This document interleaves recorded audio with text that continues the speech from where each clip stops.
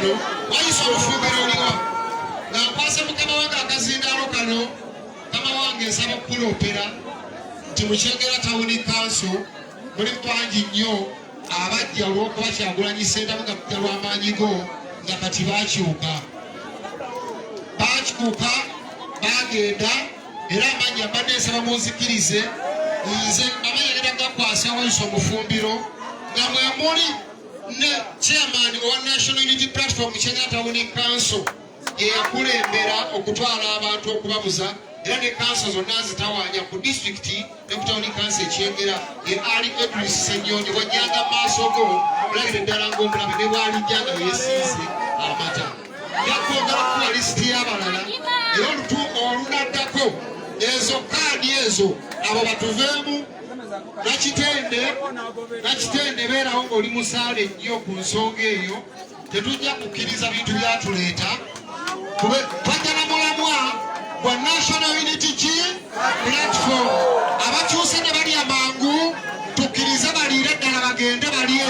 fenaffe abali empola tusigale n'abantu mukama wange nsaba oyogere ku bantu b'Ekinyerere wano enduulu ennyingi ya pulezidenti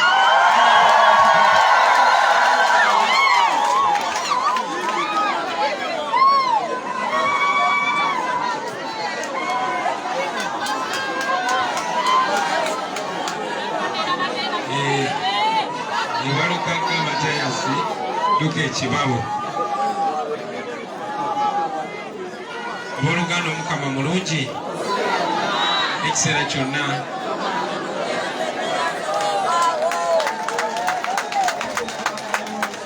mukadde waffe father wamu n'abatambizi buli nabo mukadde waffe Supreme Mufti ewummula n'abakwerekeddeko bonna muganda wange era mukwano gwange omulodi w'ekibuga Kampala bakulembeze bannange mwenna bamemba ba Parliament Honorable Segona Honorable Baagala Mwanyinaze Honorable Kayemba Solo Honorable Katabazi ba mayors ab'ebitiibwa mwenna basebo ne bannyabo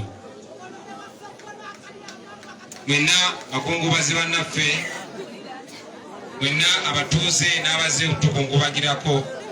mwenna mikwano gyaffe na mwenna balabe baffe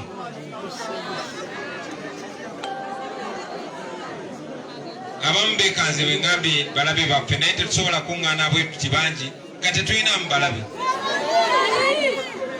ate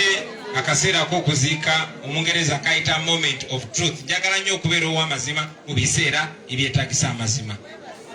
basebo ne banyabo wakati mukungubaga tusinkanye leero okwerekera mukadde waffe tukubagiza muganda wange Walukaga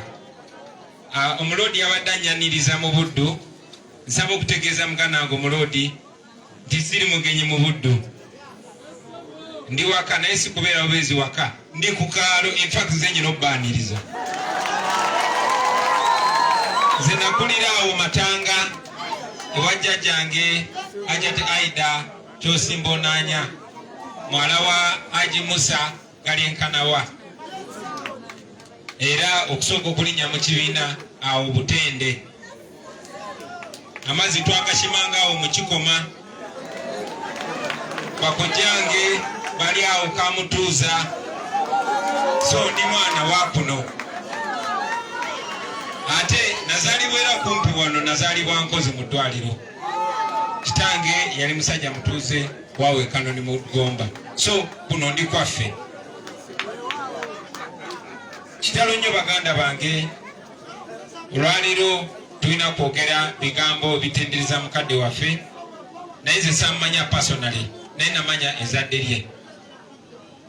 ng'oggyeko erinnya Walukaga okula nga tuliwulira mbasambi b'omupiira bwe nakula ate ne tufuuka bamukwano okuba twasinkana mu kisaawe eky'okuyimba naye ate Walukaga yali wankizo basebo ne bannyamo mwe Bannabuddu kambasabe mwekubireko mu ngalo si kuwangula kikopo kyokka naye Buddu ebaddenga yankizo yakudda mu kisaawe kyaffe eky'okuyimba eno Buddu yatuwanga abasajja ab'enkizo ene Buddu gye waaba omugenzi Amani basudde Semakula era mwenna bayimbi bannange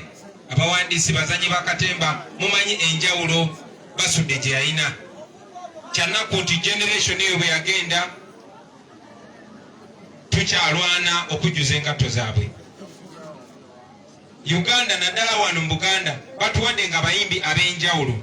Njogera bwe ntyo kuba tulina bayimbi bannaffe wano. Mpulidde essanyu bwe nnengedde mutabani w'omugenzi Christopher Sebadduka. Twalina abasajja nga Christopher Sebadduka baalinga basomesa nga tekikwetagisa genda mu ssomero, kikwetagisa kubanga bakutumye ku dduuka n'owuliriza akayimba ka Sebadduka ojja kulwayo okudde waka. Bwekyo bwe kyali ne kubasudde.